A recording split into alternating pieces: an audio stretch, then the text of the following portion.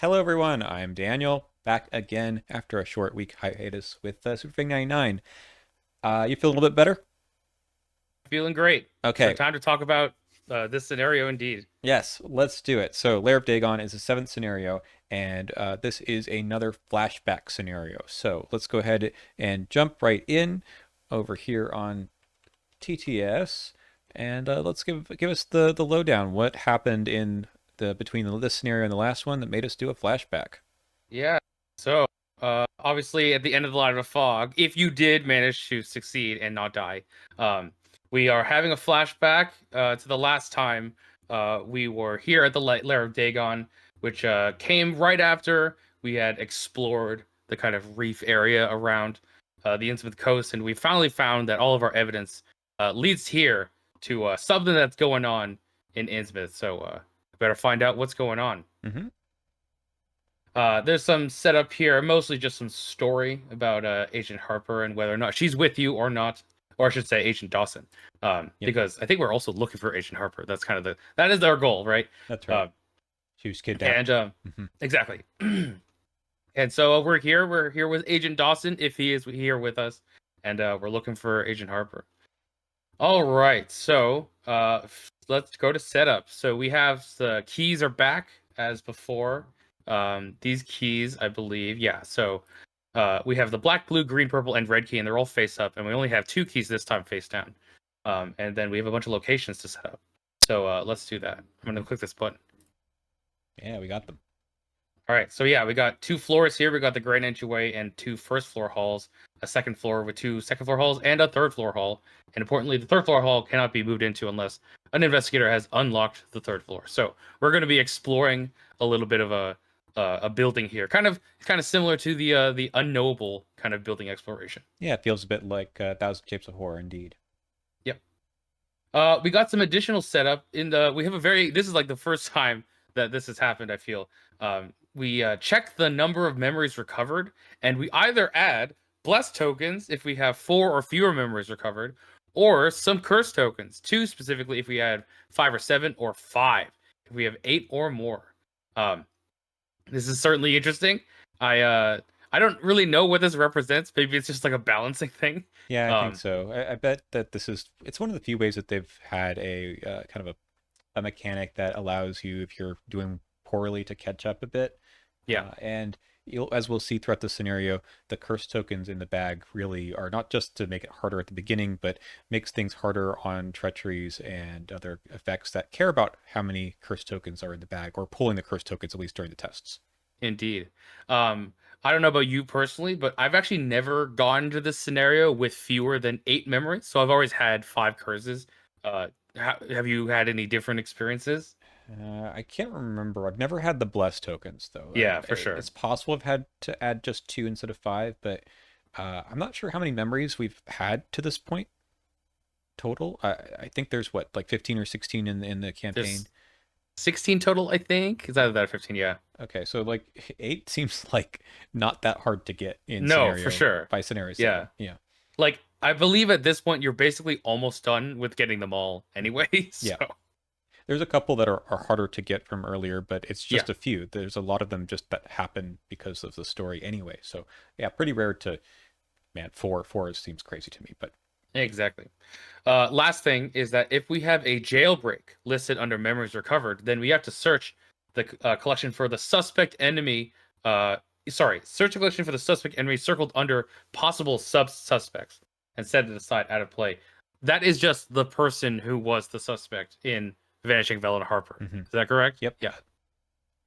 I never remember that that's I part of me this neither. scenario. It's Yeah. such a long distance thing from the last time you cared about that person, but Yeah. here you go, they're Oh, back. also, I forgot. We actually have two versions of the agenda deck. This is really weird. So basically, all this is checking. Well, actually, there's two things it's checking. This the first thing it's checking is that we have an encounter with a secret cult, Hmm. and I'm honestly not entirely sure what this is changing, and we're gonna figure it out. But eventually, we'll figure out what it does. Hmm. Um, Additionally, it also checks that the decision to stick together. That one I remember is just either you start with Thomas Dawson in play, or otherwise he's just in your deck or something. Or I forgot. I think he Uh, comes into your deck on the agenda flip or something like yeah, that. Because the idea is that you're going through this layer together with him, or you split correct. up at the beginning and then meet up again after the first agenda flip. Exactly. It's honestly a very minor change, but you eventually like get Thomas Dawson at some point. hmm It's just nice to start with him under your control. Don't have to pay for him because I think he costs 4. Yeah, correct. Okay, well, I'm gonna very quickly look at the backside of the initiation. And what does this do? Okay, I guess in this one we get a cultist enemy, and otherwise we don't. Is that right? Something about Yeah, yeah. that? hmm So which one is Yeah, this? This is the version 2. So the version 2 is if you didn't have an encounter with a secret counter cult. secret girl. Right. Okay, I guess that makes sense. Yeah. You met some cultists, so we're gonna add some more cultists. Right, but it also doesn't really matter because if you got the jailbreak, then that thing happens anyway. Right, So, exactly. so the second part never actually matters. Yes. Oh, okay. It also says to put the blue key on the suspect. That Yes. doesn't happen in the other one. You're right. Okay, so maybe That's you so weird. you never This get is the blue so key. complicated. Okay. Anyway, let's pretend that we have all the memories. Yeah. That's what I like to do. And decisions stick together version 1. Okay. Yeah. So here we go. All right. We can begin. We're at the grand entryway. Let's Yay. begin. So here's the grand entryway. 1 shroud, 0 clues. It's connected to each cave location. What is What? that supposed to mean? Anyway, there's an action to resign, and there's an action. Investigators here can spend 3 per clues as a group to remember that they've unlocked the entrance to the caves. Currently, that doesn't do anything. Well, actually, never mind. Eh, Our act is instructing us that we need to all be in the great entryway and unlock the entrance to the caves. That seems to be our goal. yes, we just don't know where to get the purple key, but we are Correct. told this is how we advance. Just come back here. Okay. Yep. Oh, that's right. You just spend the purple key. Mhm. I should mention that this is the one of the or the scenario in which it cares about what keys you've spent. Here on the scenario reference card, there's a little thing to keep track of what keys you have spent, because certain game effects will check. I don't know if it's about specific ones. It's about how many keys you have spent. Yeah, Uh, there's the skull, but also um, just the what you use them for. So they ask you to spend keys, and as you can see on the act here, there's a way to get rid of obstacle cards by yeah, spending keys that you otherwise don't need, which we'll kind of talk about that. That's not totally true that you don't need those for, right. but if there's an extra one you have, then you can use it to discard obstacle cards. And there's one in particular that this is useful for. Indeed. Alrighty, and I should mention we have a 6 doom threshold, and we have the same force effect for fully flooded locations as we did in the very first scenario. Mm-hmm. We either take 5 dark damage, or we have to go to some unflooded location, Yeah. or not fully flooded. Okay, so one other thing about the keys, we'll just have to catch ourselves here, is I think the versions also, so there's a different Act 2, I think. Is that what it was?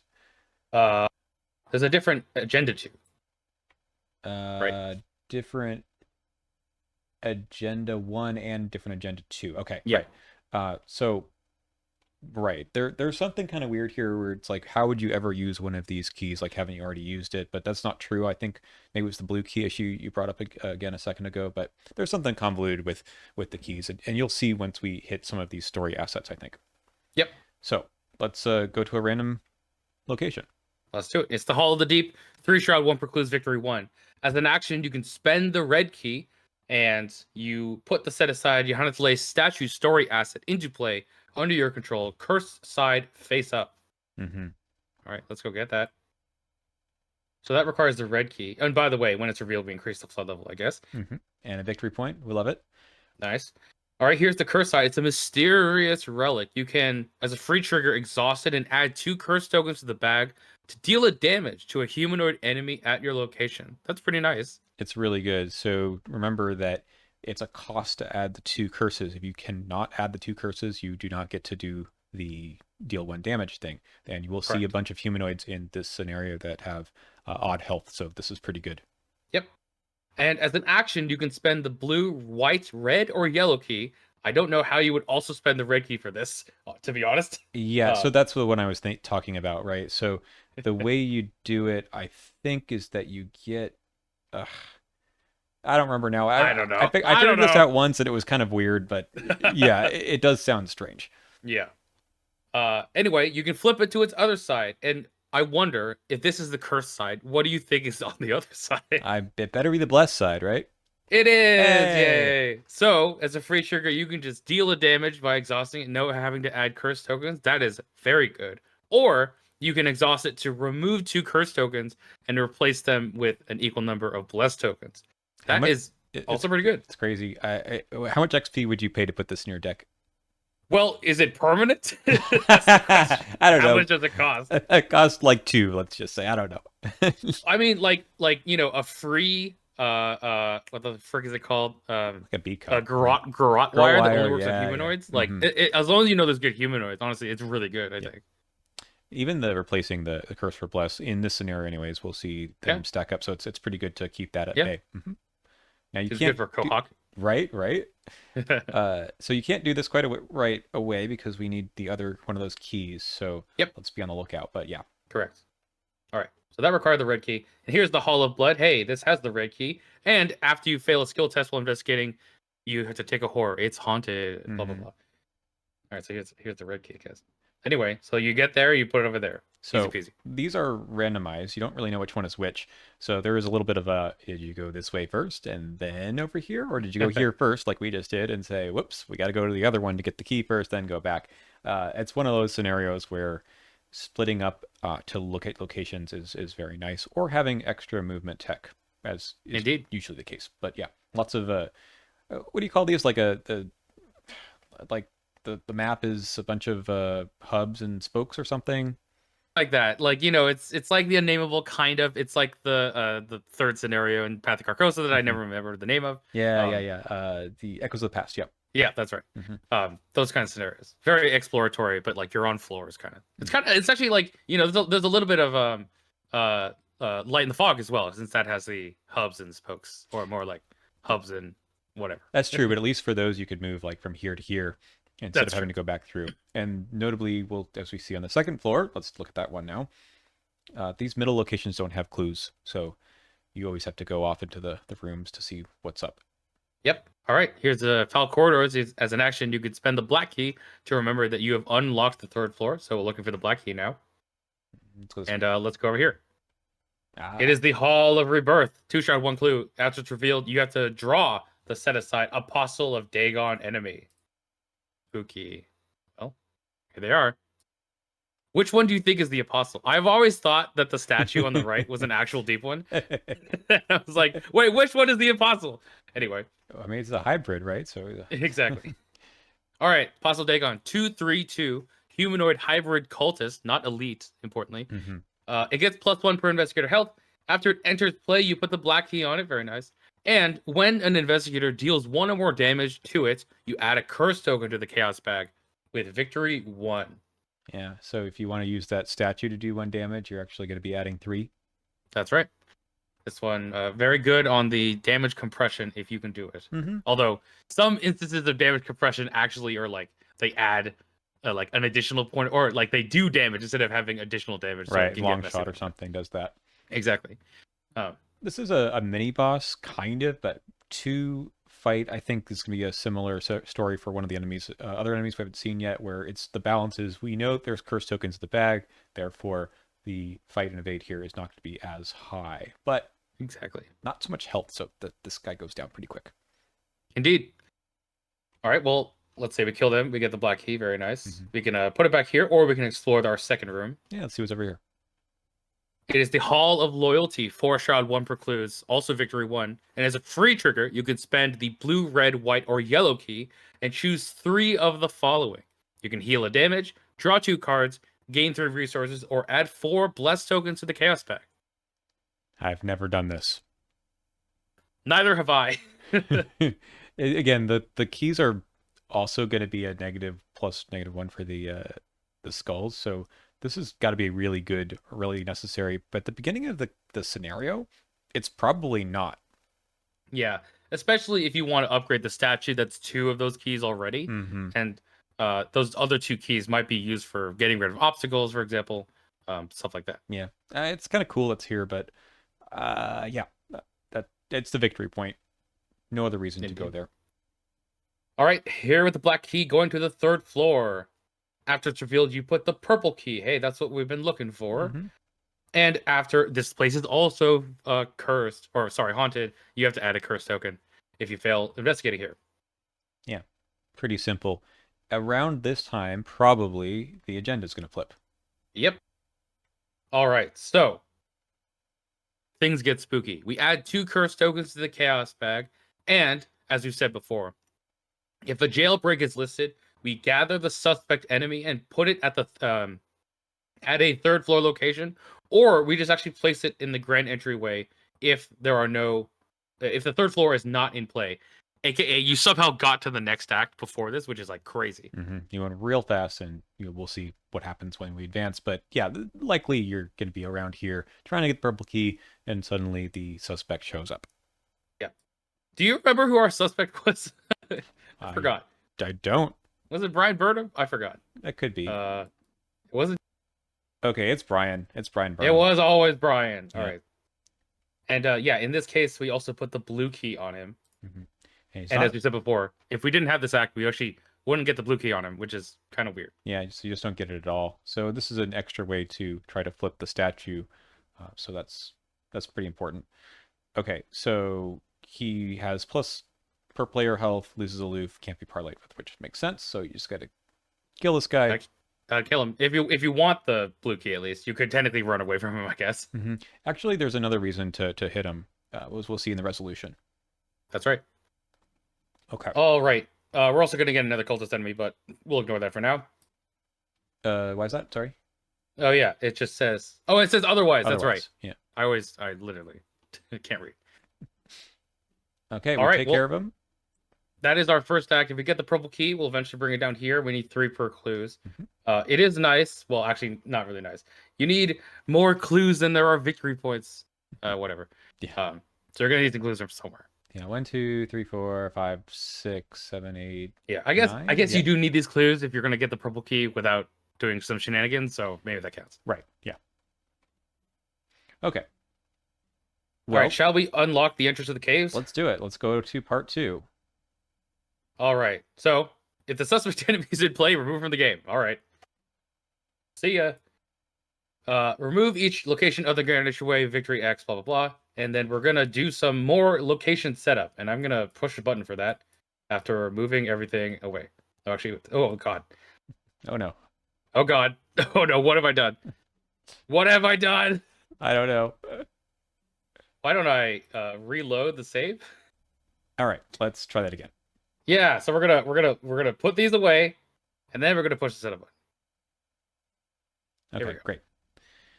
So the interesting thing here is that we remember the other side of this said that this is connected to each cave location and vice versa.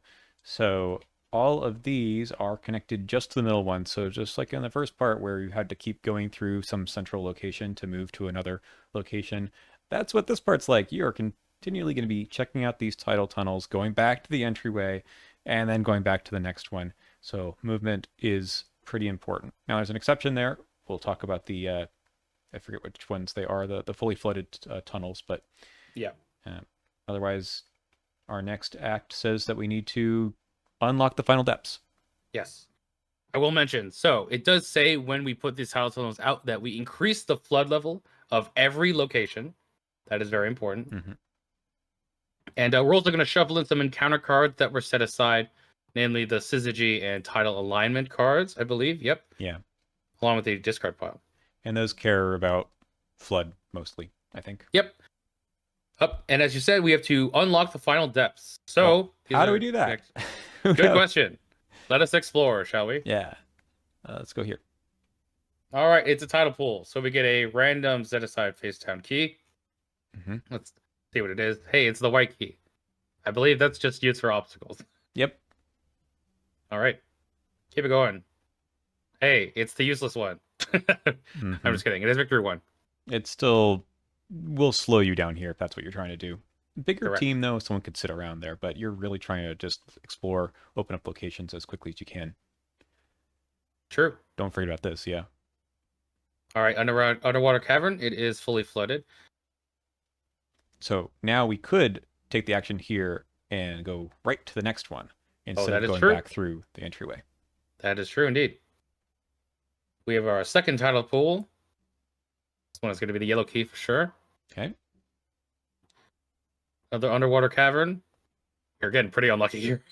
We got maximally unlucky. Yeah. We got to the doorway to the depths. All right. 5 shroud, 1 clue. After it's revealed, put the set aside green key on the location with the most clues. Not here.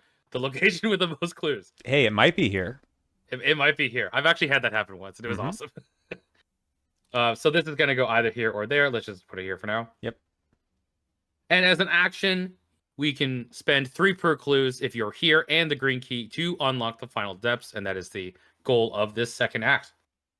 Yeah, it's kind of boring. Yeah, I think that this one is definitely I don't know why this act needed to exist. It kind of and also it and we'll talk about this when it comes to fairness, I think, because Mhm. this part is very random. Like as I said, you can hit the green key like immediately and just be done, or you can take the maximal route of like getting all the way and be like we wasted like 5 rounds trying to find this damn green key. Yeah, And imagine if then it this appears on the other side. Like if this is the first one you go to, this will have the yeah. most clues. Yeah. You still need to go around and get the extra clues to spend the key, but you don't have to go that far, probably. Yeah, and I think the annoying bit here is that yeah, you have to still get the clues, but all the locations to get the clues from you've seen before. It's not like they're new locations like the previous part. So Mhm. like it's like okay, it's the thing again. Oh, it's this place again, and that's a lot of the frustration when it comes to reusing these title tunnels comes from. I think. Now, I will say that this part of the scenario also is more interesting when we look at the encounter cards because I think they play better with the fact of the connections being so awful. Yeah. But there is a third section too, which has potentially the same issue as well. So we might as well advance to our third act, right? Yeah. Or also, there's another agenda. Maybe we advance the agenda. Do that first. All right. So at this point, we add 4 curses into the chaos bag. However, if we did not have a decision to stick together, as we stated before, um, we will have Thomas Dawson appear for us, and also we get to here it is. We get to take control of a spent key that we already spent. So this is a way to spend the red key on the thing that needs the red key. That's right. And you can remove the curse tokens this time instead of adding them. Yeah, Yay. Okay. Yeah, I mean that's neat, but like it's probably still better to have him at the beginning of the scenario. So indeed. kind of All rare right, to not have the decision to stick together. Wasn't that just like clearing the first scenario? clearing the first act, I believe. Right? That's it? Yeah, like literally, it's you clear the first act, and then you have the Thomas Dawson flashback, and then you open up to the rest of the scenario, and that is decision to stick together. So you have to just fail super hard at the You have beginning. to fail immediately. Okay. Well, Yeah, they're really helping you out it's weird that they in scenario 7 have a check for that. there. Yeah, but it is a check, right? If you didn't stick together, that's why you're not together right now. That So makes you, sense. yeah, That is cool. it is. Okay. The same agenda. It's Same 6 agenda. here. Yeah. All right, yes, we have unlocked the final depths. Let us do it. So we put the Lair of Dagon into play, fully flooded. Mhm. I believe it is connected to the Door to the Doorway. Depths over here. And we put the set aside Dagon enemy into play at the Lair of Dagon, deep in slumber, side face up. So let us read them. Ooh, this is exciting. That's exciting. Hey, the ancient one is here. All right. Dagon, deep in slumber. He is slumbering. He cannot attack or engage and is immune to investigator actions and player card effects. All right. Forest. After an investigator at this location fails the skill test, place a resource on Dagon. Then, if there are at least 1 per plus 2 resources on Dagon, flip him.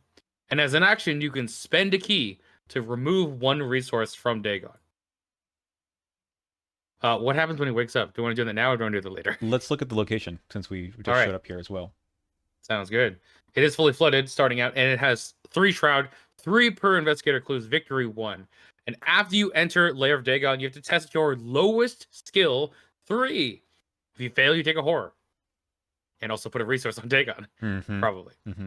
And as an action, you can test willpower or Agility 3. If you succeed, place one of your clues on the current act. You may spend a key to place one more of your clues on the current act. And we'll go to our third act because we have to get 3 per investigator clues on this act to advance. So they could all come from here if you're able to pass a bunch of tests, or they could come from somewhere else, but you still need to take that test to put the clue onto the act. One of your Correct. clues, importantly, not someone else's, your clue. Yes.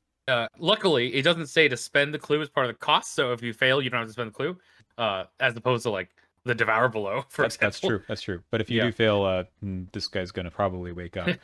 Correct. One thing we can talk about here is that remember on the agenda, when your turn begins, if you are at a fully flooded location like this one, Mm-hmm. you don't want to do that. You don't want to just stay here for your entire turn. So it's kind of tough to say, I'm going to stay here, put 2 of my clues on, and then leave, and then next turn Yep. move in, take this test, get a clue, spend 1 clue, something like that. That is very, very slow. And I found that even though we see that there's 6 doom left here, it can get kind of tight here depending on how things are going. So my Sure. recommendation is your teachings of the order. Absolutely. This is what I've always saved the removing a flood token from a non-sync location for. Yes, that ability is useful in the last scenario, the next one, but I think it is also very, very, very good here in Mhm. order for you to not die. Yeah, and just so many actions that you're otherwise losing. So I think it's meant for that. You Yeah. also could use the remove all curse tokens from the chaos bag in this scenario. That seems wise. But yeah, just removing a flood token altogether is really good. This will buy you a lot more time and makes this doable. If you don't do that, if you don't have the teachings of the order, I've never completed this Yeah, it's ability. very, very difficult. Mhm. Like, literally, you have to take 5 damage a turn, or you have to spend 2 actions basically every turn moving in and out, and therefore you have to take like a minimum like 6 per investigator rounds in order to do this entire thing. Because like a clue per action, and also taking the action to do the test, assuming you succeed on every single one of them. It's so many actions. Yeah.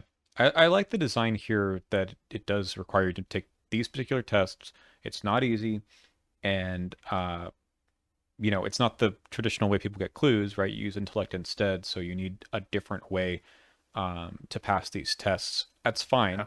fine, but I think it's really that this flooded mechanic Yeah. makes this way harder than it needs to be. But I mean, if you have that, then great.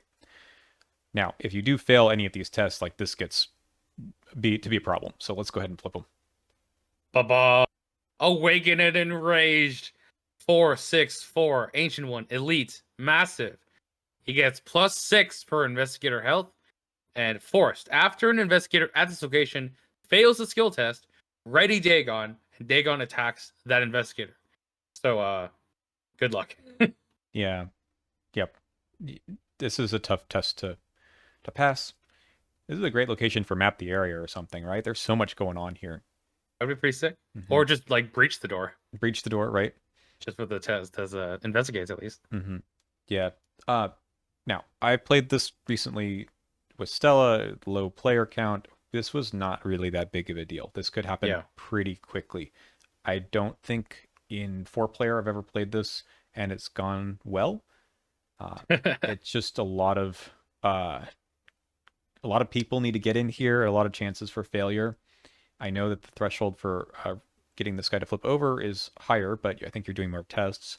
Yeah. And as we'll see, the number of encounter cards that you draw matters a lot too in terms of the obstacles that the game throws on you. So this is cool. I kind of wish that this part were more of the scenario though, because it does end up being I don't know, it's a climactic at the end, but it is very quick.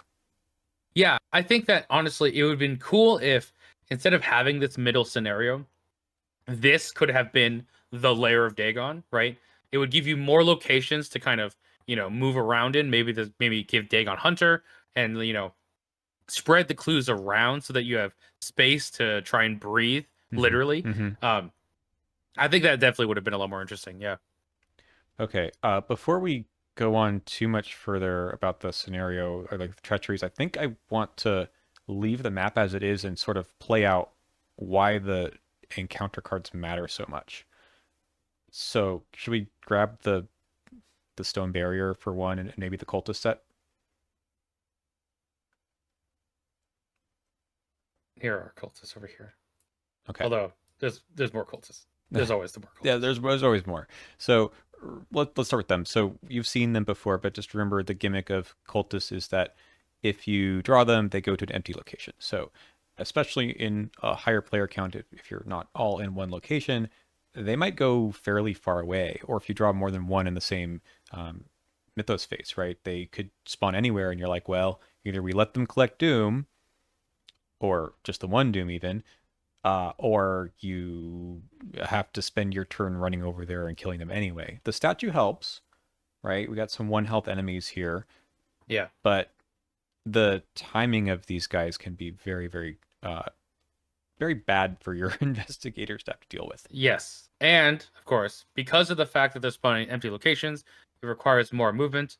And this card in particular, Stone Barrier, is really unfortunate if you get it on this location, on a central location, because of its Either of effects. these, right? Basically. Yeah. So real quick, we'll just read it. So you attach it to the nearest location with no Stone Barrier attached. If it's also, by the way, if it's flooded against surge, because why not? Yeah. Anyway, while it's ready, investigators cannot move out of attached locations. So you can go in, you just can't move out. And as an action, you can test Agility 1, Combat 2, or Intellect 3 to exhaust it. It doesn't discard it, it just exhausts it basically for a round. Gross.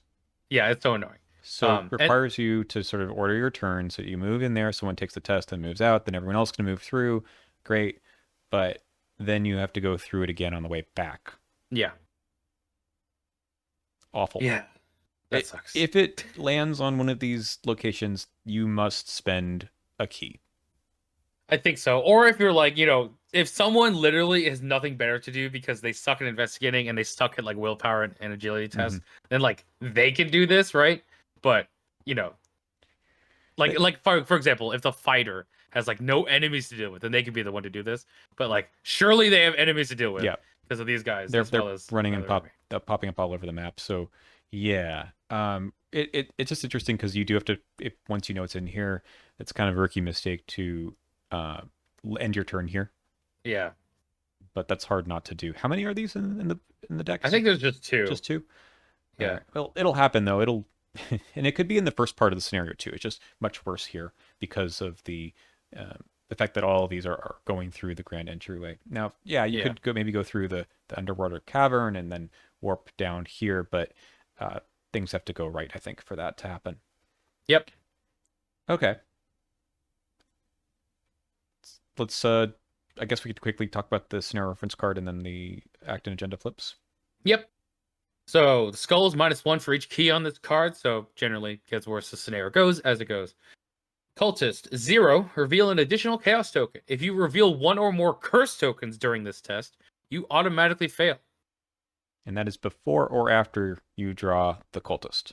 Correct. Like when it says if you reveal, it's kind of like if you have or will reveal, kind of thing.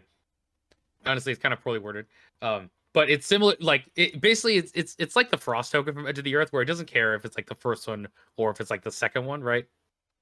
That kind of idea. Yeah. So yeah. All right.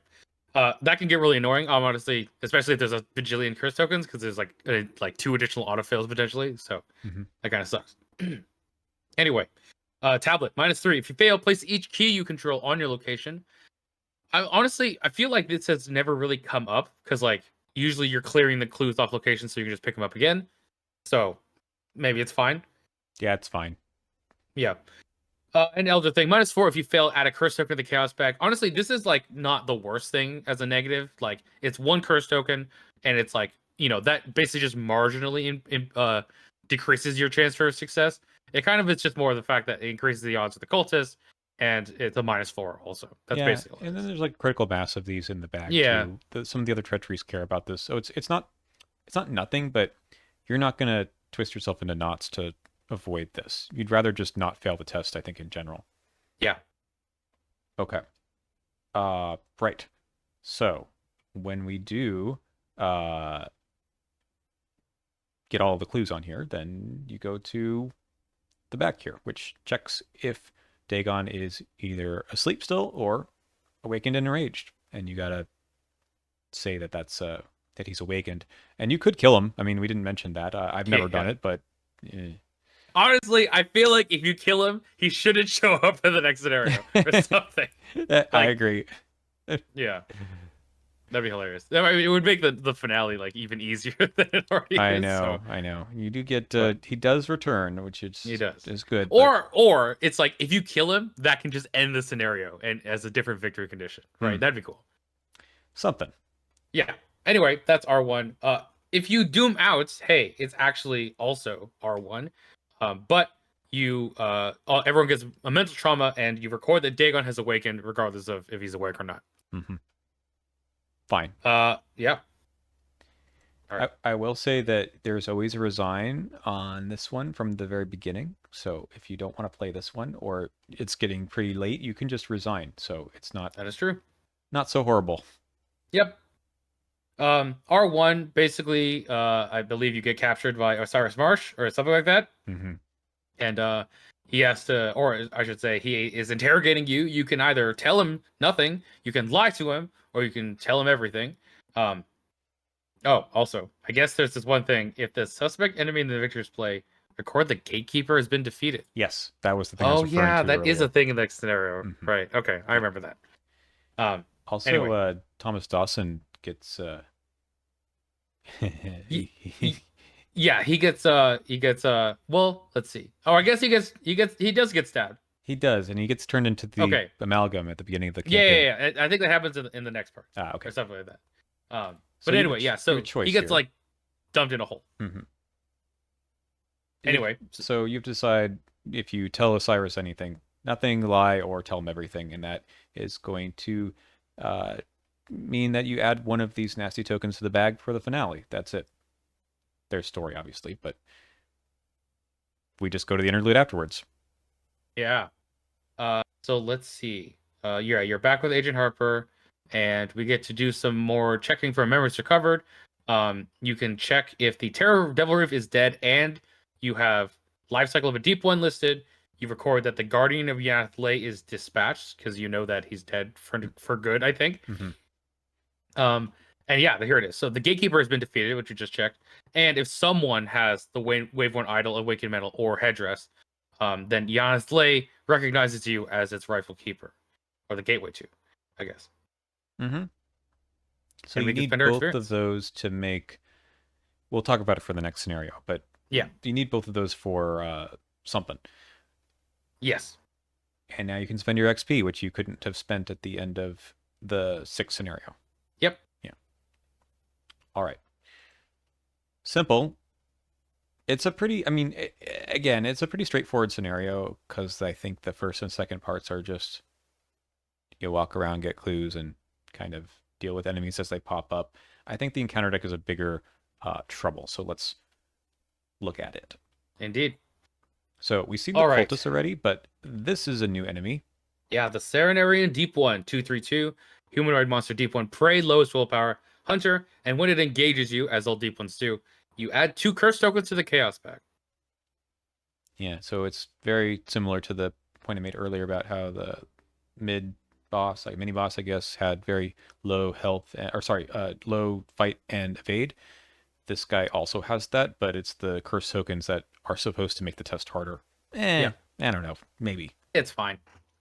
Yeah, the 3 health is a bigger thing to chew through. All right, we got fulfill the oaths. Revelation, if it's Act 1, you test Agility 3. If it's Act 2, Agility 3 and Combat 2. And if it's Act 3, Agility 3, Combat 2, and Intellect 2. For each of these skill tests you fail, you take a damage. So it's a grasping hands.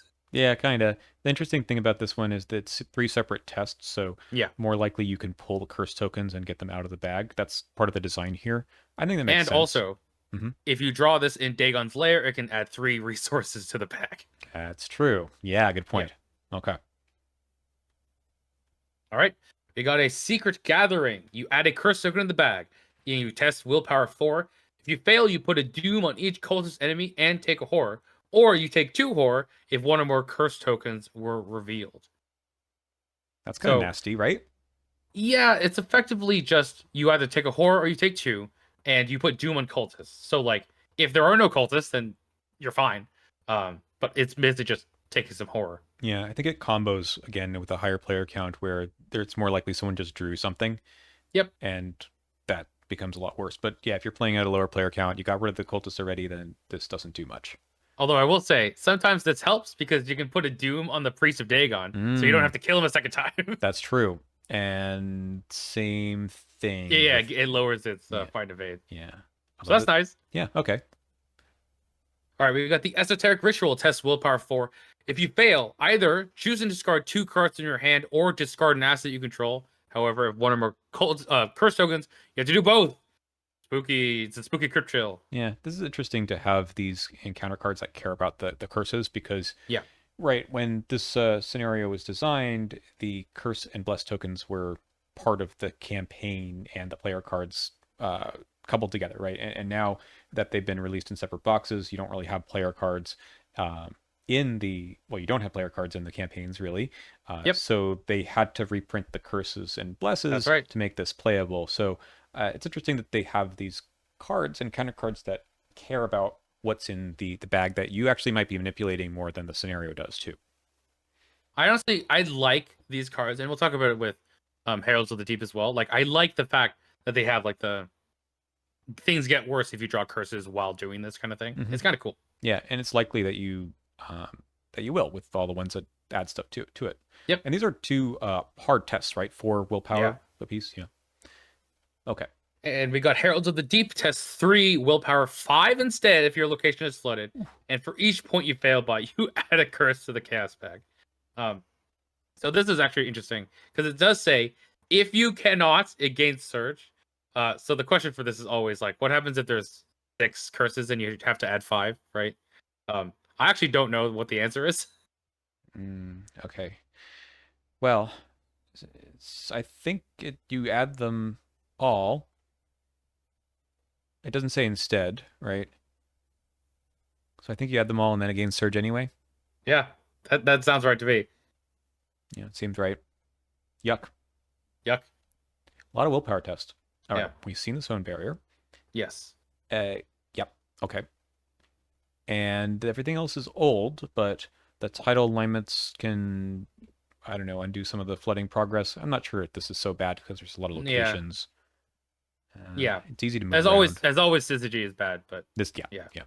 Um, and this is technically an obstacle, but I don't know why you need to spend a key to get rid of it. Maybe he gets put under the Lair of Dagon or something. Yeah, but Like, every time you try to pick the lock and it breaks, Dagon just stares at you. but mostly, yeah, it's like a pretty small encounter deck full of um, these sort of nasty treacheries, and I think it's the design is mostly a cultist design scenario, which is fine. I think Yeah. it just is a bit stale and repetitive in this particular scenario with the locations being reused so much. I think also like in its nature, this feels like a doom scenario because of the cultists, right? Hmm. And it's very rare that we get those types of scenarios this late in the campaign, I feel. And that's why I can feel like this feels like a scenario 3 or 4 scenario. So Black In a Star's campaign. Rise is a Doom scenario too, but it's special because Okay, there's a lot of that is special because you're trying to go the opposite way, right? right. Yeah. So I think you're spot on with that. I'm trying to think if there's any other scenario, even 6 or 7 that. Yeah. I like the kind of gameplay where you're like, oh, there's a cultist, I need to go get the cultist and kill him. Mhm. Right? Um Uh, yeah. well, to some extent, the last scenario, Forgotten Age, has it, but Yeah, I was thinking about that too. otherwise, I agree. No ancient evils, at least, but it does kind of feel like it. If you can't get to these guys, you're really weighing, do I want to move or not? So Yeah. okay. Uh, is there anything else for us to talk about? I believe that is everything, question mark. Yeah, I mean, Feels yeah. right. All right. Hold on while we go bring up our rank ratings. So replayability for me on this one is pretty low, honestly. Agree. Yeah. Yeah, there's like some randomness, as we said. That's like it's one of those things where it's like it's the randomness that doesn't matter, or it's the randomness that is really annoying. Specifically, like, in the first act, which hall you go to. Okay. Great. And then Right. in the second act, the replay, like the randomness of the locations, honestly, is really, really annoying. Um, Yeah. and yet it's still just the same thing. You really have to go to all of them to get 3 per clues anyway. Hmm. And it's just like, are you going to get screwed today? That's the question. Yeah, it Um, just feels like when you turn over the locations, the game is yelling "Got him" at you, yeah. right? It's like, well, okay, Yeah. So, but there's not like another path to go. There's not really much choices, even though we've noticed that the agendas have a couple of versions. It's not particularly likely and Yeah. doesn't And add a whole lot. once again, it's just like very small things that are reacting to the memories that you've gotten. And, while the thing with Thomas Dawson literally will almost never happen. And the other one is like, it matters because you don't get the blue key, I guess.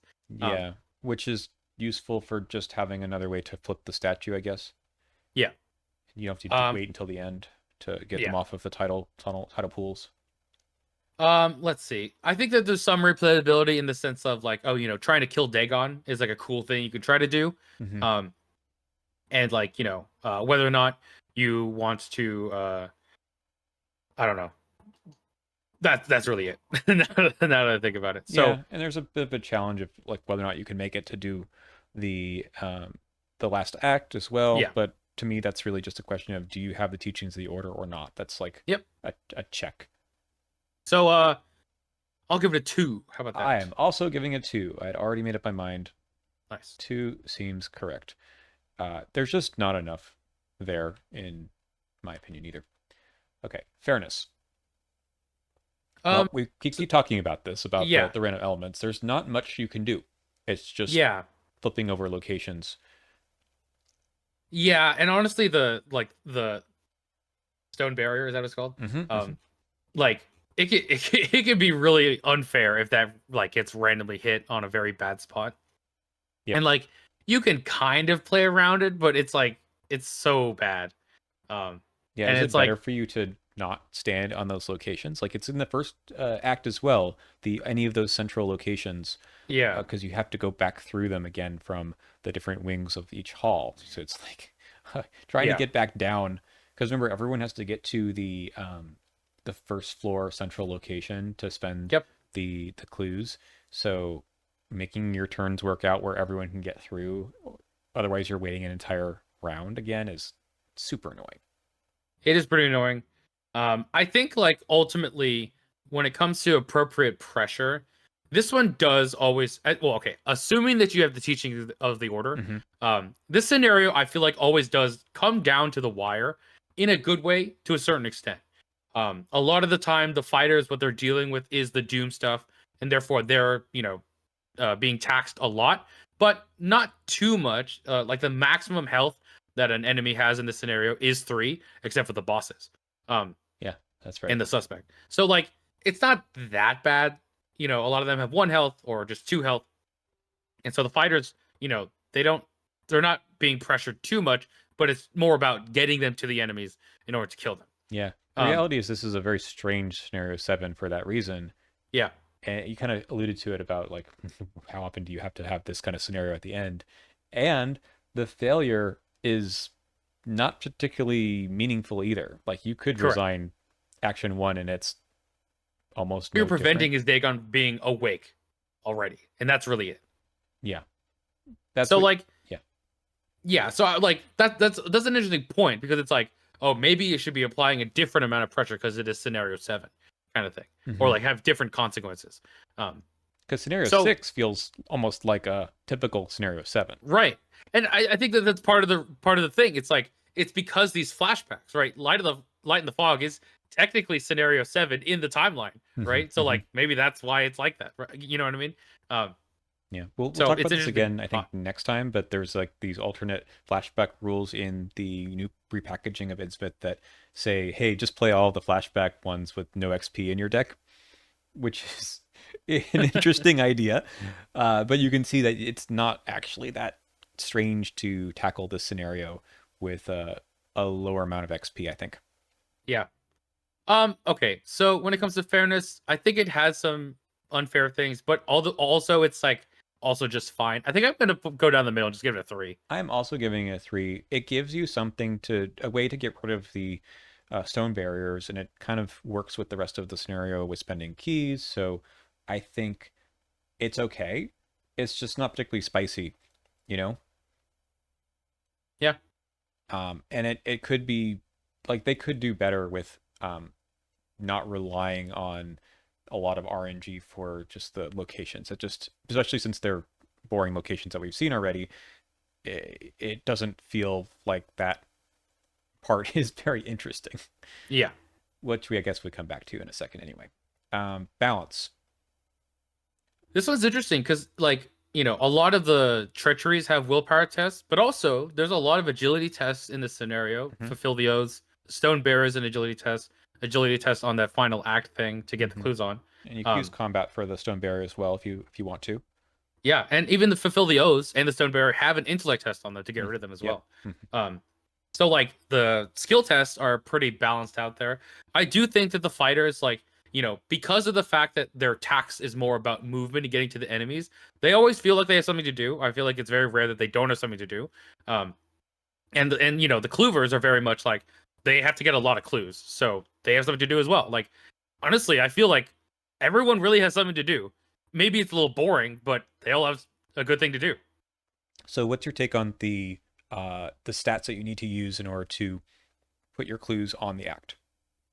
So that's an interesting one because it's the two defensive stats, right? Willpower and agility. Mm-hmm. Like I think that, if you think about it, you're like, oh, it's weird because in order for you to do it, you have to spend your own clues, right? But I like I kind of like the fact that it is a little imbalanced in that way. This is very devour below, as you said before. Yeah. Where it's testing the two defensive stats as opposed to the quote unquote offensive stats with getting the clues and or dealing with the enemies. And the real barrier is just, how many of these tests can you succeed at, and how many of them do you fail and therefore get closer to waking up Dagon, right? And I kind of I don't know, I like that interplay a little bit.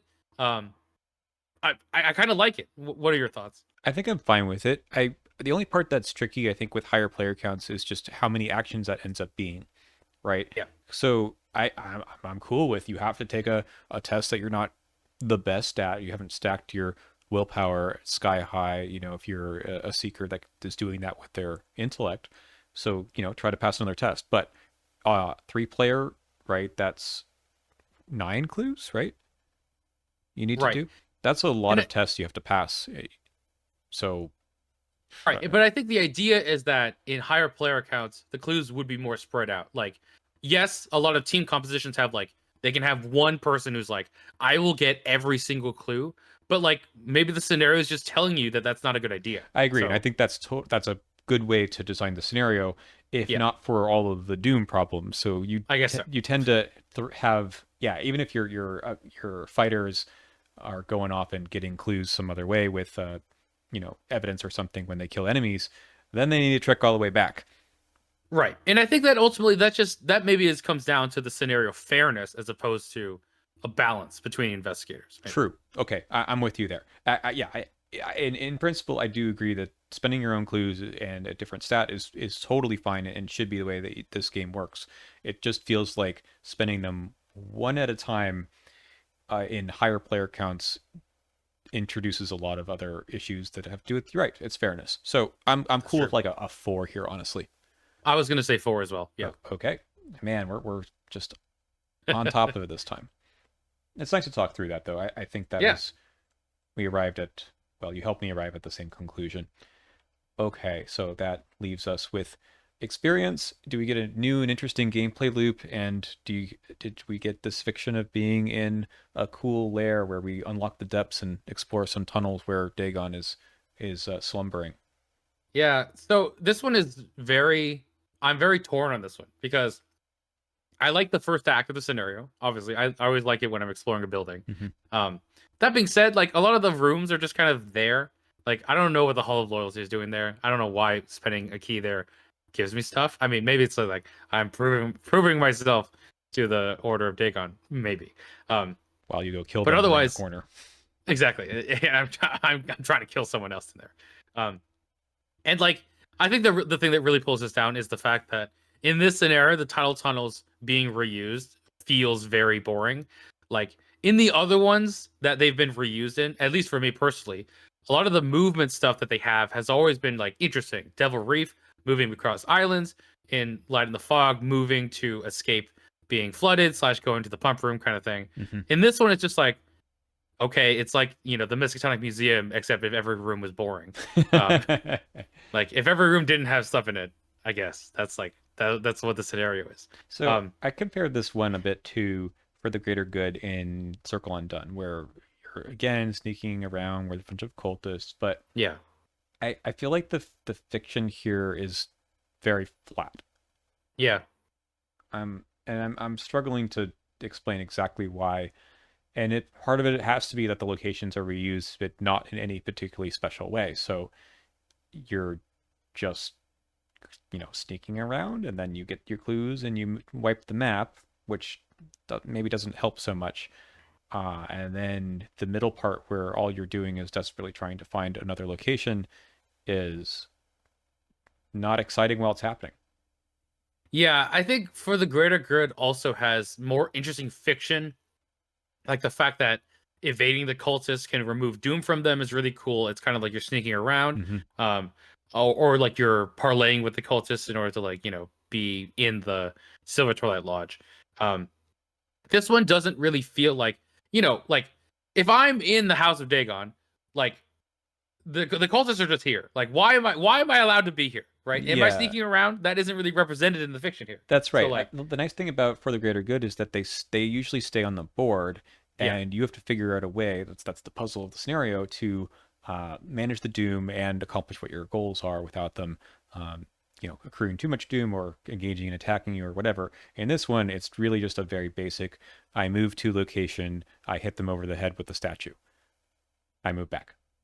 And also For the Greater Good has like the thing with the puzzle box and trying to get all the keys, and has a failure condition of not just losing but having the beast out of the puzzle box emerge and having a secondary victory condition. Mm-hmm. This one is just, can you prevent Dagon from waking up? That's the entire scenario. Mm-hmm. And it feels like you're not doing much. You're not like really interacting with this cultist order, even though that, like, a lot of this game is built upon, having conflict with the cultists in like all of the different campaigns we have. This one feels like the least like represented the cultists have ever been. If that makes sense. Yeah, yeah, you're right. I do give it some interesting props for the cult, the curse tokens, right? They do something in this one. I think they experimented with that quite well. I think the frost tokens in the next campaign are similar. Maybe they learned something from the scenario with how they wanted to deal with that campaign. But other than that, I think this is like a 1.5.